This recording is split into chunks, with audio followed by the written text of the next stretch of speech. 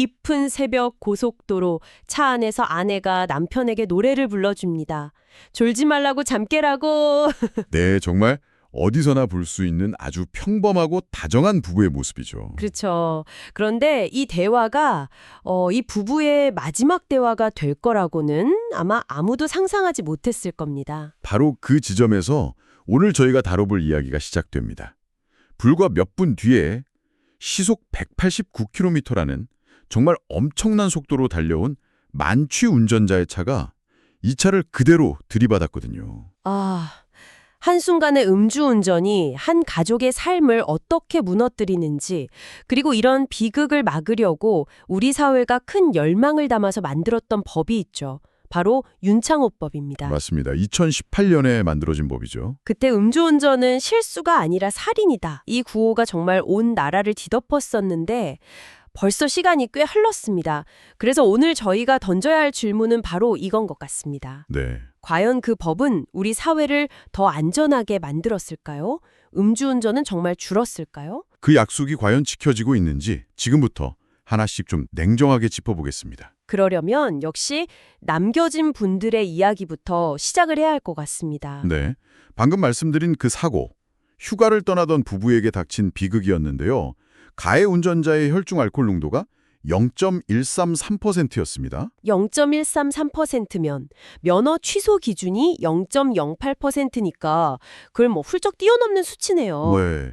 흔히 말하는 인사불성 상태, 만취 상태에서 운전대를 잡은 거죠. 그 사고의 결과를 들여다보면 정말 기가 막힙니다.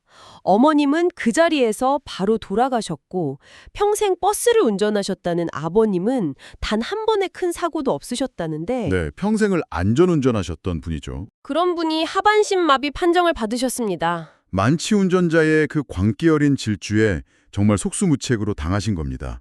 신체적인 고통도 끔찍하지만 그 정신적인 트라우마는 정말 상상하기가 어렵습니다. 인터뷰에서 아버님이 그러시더군요.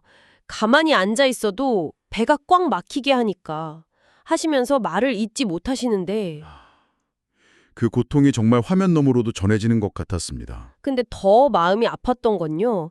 그 사고 차량이 아들이 월급을 정말 꼬박꼬박 모아서 부모님께 처음으로 사드린 선물이었다는 겁니다. 네, 저도 그 이야기를 듣고 정말 그러니까 아드님은 지금도 계속 자책을 하는 거예요. 내가 만약에 더 비싸고 좀 더 튼튼한 차를 사드렸더라면 어머니가 돌아가시지 않았을 텐데. 이건 뭐 한 개인의 비극을 넘어서서 가족 전체가 그냥 송두리째 무너져 내린 사건입니다. 그런데요, 이 무너진 가족을 더 깊은 절망으로 밀어넣은 게 있었습니다. 바로 사법부의 판결이었어요. 가해자가 1심에서 징역 7년을 선고받았거든요. 7년이요? 네, 그런데 형이 너무 무겁다면서 항소를 했습니다. 잠깐만요. 사람이 죽고 한 명은 평생 장애를 안고 살아가야 하는데 징역 7년이 무겁다고요? 네, 그렇게 항소를 했는데 더 놀라운 건 2심 재판부가 그 주장을 받아들여서 형량을 6개월 깎아줬다는 겁니다. 아니, 이걸 법원이 받아줬다는 게 상식적으로 이해가 잘 안 되는데요? 바로 그 지점에서 피해자 가족의 절규가 터져 나옵니다. 아드님이 인터뷰에서 이렇게 외치시더라고요.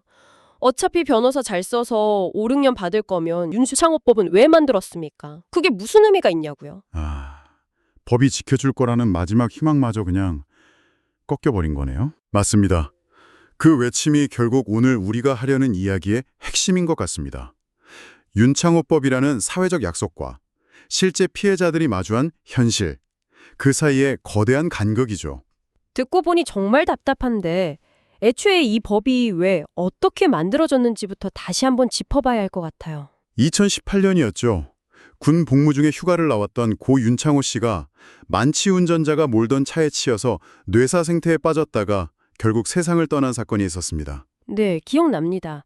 정말 온 국민이 분노했었죠. 맞습니다. 그 사건이 불을 지폈고 음주운전은 실수가 아니라 명백한 살인행위다라는 사회적 공감대가 폭발적으로 형성됐습니다. 그 결과물이 바로 윤창호법인 거고요. 그때 입법 과정도 굉장히 신속하게 진행됐던 기억이 나요. 그만큼 국민적 열망이 뜨거웠다는 증거겠죠. 법의 핵심 내용이 크게 두 가지였죠. 네, 맞습니다. 첫째는 처벌 강화. 음주운전으로 사망사고를 내면 위험운전 치사상죄를 적용해서 최소 징역 3년에서 최대 무기징역까지. 그러니까 형량의 하한선을 높인 겁니다. 이전보다 훨씬 강해진 거네요? 그렇죠.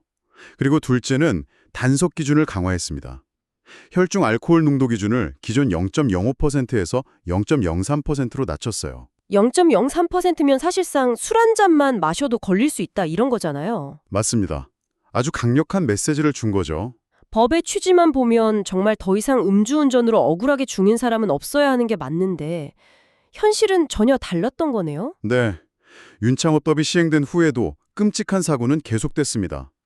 대낮에 만취 운전자가 인도로 돌진했던 사고가 있었어요. 아, 그 사건 기억납니다. 운전자가 들이받은 가로등이 쓰러지면서 가게 앞에서 엄마를 기다리던 6살 아이가 머리를 맞아서 그 자리에서 숨졌습니다. 6살 아이라니 정말 할 말을 잃게 만드네요. 그때도 운전자는 만취 상태였죠? 네. 혈중 알코올 농도 0.14%. 역시나 만취 상태였습니다.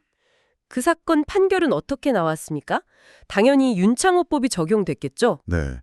법 자체는 적용이 됐습니다. 검찰은 징역 10년을 구형했고요. 10년이요? 하지만 법원의 최종 선고는 징역 8년이었습니다. 8년? 이 판결에 대해서 유가족이 이렇게 말했습니다. 과실치사 중에는 8년이 가장 센 형벌이라고 합니다. 그렇다면 윤창호법은 왜 만들어진 건가요? 도대체 몇 명이 더 죽어야 합니까? 국민들이 기대했던 살인에 준하는 처벌과는 여전히 거리가 멀었던 거네요. 듣다 보니 정말 화가 나는데요. 법을 더 강하게 만들었는데도 결과가 이렇다는 건 우리가 뭔가 근본적인 문제를 놓치고 있다는 뜻이겠죠? 맞습니다. 바로 이 지점에서 법의 결정적인 허점이 드러납니다. 어떤 부분인가요? 정상적인 운전이 곤란한 상태라는 아주 애매하고 모호한 문구 때문입니다. 정상적인 운전이 곤란한 상태? 네. 또 다른 사건을 하나 보시죠. 혈중 알코올 농도 0.1% 상태의 운전자가 신호를 위반하면서 좌회전하다가 맞은편 오토바이를 들이받아서 23살 청년이 사망했습니다. 0.1%면 이것도 명백한 만취 상태인데요? 그렇죠. 그런데 법원은 윤창호법의 위험운전 치사 혐의가 아니라 형량이 훨씬 낮은 교통사고 처리 특례법 위반, 그러니까 그냥 신호 위반으로만 처벌해서 징역 3년을 선고했습니다. 잠깐만요. 그게 어떻게 가능하죠? 만취 상태라는 객관적인 수치가 있는데 이걸 두고 정상 운전이 곤란하지 않았다고 판단했다는 게 상식적으로 납득이 안 되는데요. 바로 그게 핵심입니다. 법원의 논리는 이거예요. 검사가 피고인이 정상적인 운전이 곤란한 상태였다는 것을 완벽하게 입증하지 못했다는 겁니다. 아니, 혈중 알코올 농도 수치가 있는데 그것만으로는 부족하다는 건가요? 네, 부족하다는 겁니다. 수치가 아무리 높아도 그것만으로 이 사람이 위험하게 운전했다고 단정할 수는 없다는 거죠. 이게 사실 법리적으로는 유죄 추정의 원칙 금지라는 중요한 원칙과 맞닿아 있긴 합니다. 아, 법리적으로는 그렇군요. 네, 하지만 국민들의 법 감정은 만취 상태에서 운전대를 잡은 것 자체가 이미 위험운전의 시작이라고 보기 때문에 바로 여기서 거대한 간극이 발생하는 겁니다. 그럼 대체 뭘 더 입증해야 하는 겁니까? 운전자가 비틀거렸는지 뭐 혀가 꼬였는지 이런 걸로 판단한다는 건데 너무 주관적이잖아요. 정확합니다. 경찰의 주관적인 관찰과 판단이 결정적인 역할을 하게 되는 거죠. 심지어 아까 말씀드린 그 23살 청년 사망 사건 재판에서는요. 재판부가 판결문에 이런 내용을 적었습니다. 뭐라고 적었나요? 음주 측정 당시 가해자가 입을 헹구는 사진에서 눈빛이 비교적 선명해 보였다는 점. 이걸 정상운전이 곤란한 상태가 아니었다고 판단하는 근거 중 하나로 삼은 겁니다. 눈빛이 선명해 보였다고요? 그게 판결의 근거가 될 수 있다는 겁니까? 그건 판사의 주관적인 인상일 뿐인데 한 사람의 인생이 걸린 재판에서 어떻게... 정말 황당하네요. 그렇죠. 이런 일이 비일비재합니다. 2018년 이후 음주운전 사망사고 판결문을 분석한 자료를 보면요. 면허 취소 수치인 0.08%를 넘는 만취 사건 중에서 무려 44%에서 윤창호법이 적용되지 않았습니다. 44%요? 거의 절반에 가깝다는 건데 네. 그리고 그 이유는 대부분 정상적인 운전이 곤란했다는 증거 부족이었습니다. 이건 뭐 법이 사실상 사문화되고 있다고 봐도 무방한 수준 아닌가요? 입법 과정에서 이런 문제를 전혀 예측하지 못했다는 걸까요? 좋은 지적입니다.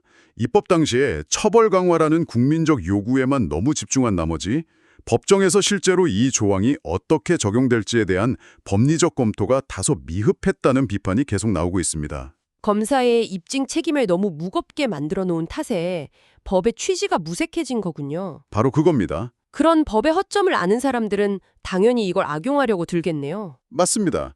실제로 그런 사례가 있습니다. 중앙선을 넘어온 차량과 충돌해서 피해자는 안면부에 큰 부상을 입고 기억상실까지 겪게 된 사건이었죠. 네. 그런데 사고 직후 가해자의 행동이 아주 뭐랄까 계획적이었습니다.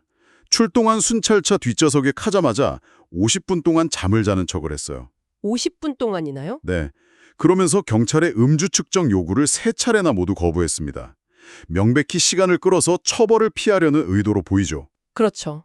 경찰도 그렇게 판단해서 음주 측정 거부 혐의로 사건을 검찰에 넘겼습니다.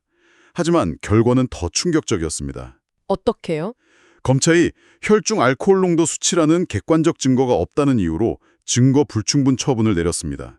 그래서 음주와 관련된 혐의는 아예 기소조차 하지 않았어요. 아니, 그럼 음주운전 혐의는 그냥 다 빠진 거네요. 네, 결국 가해자는 무면허 운전 같은 다른 혐의들로 1심에서 징역 2년을 선고받는 데 그쳤습니다. 피해자는 인생이 망가졌는데 가해자는 고작 2년이라니. 이게 말이 됩니까? 결국 술 마시고 사고를 내도 측정을 거부하고 버티면 음주운전으로는 처벌받지 않을 수 있다는 아주 나쁜 선례를 남긴 거잖아요. 전문가들은 이걸 두고 법망을 빠져나가는 법을 정확히 알고 있는 것이라고 지적합니다.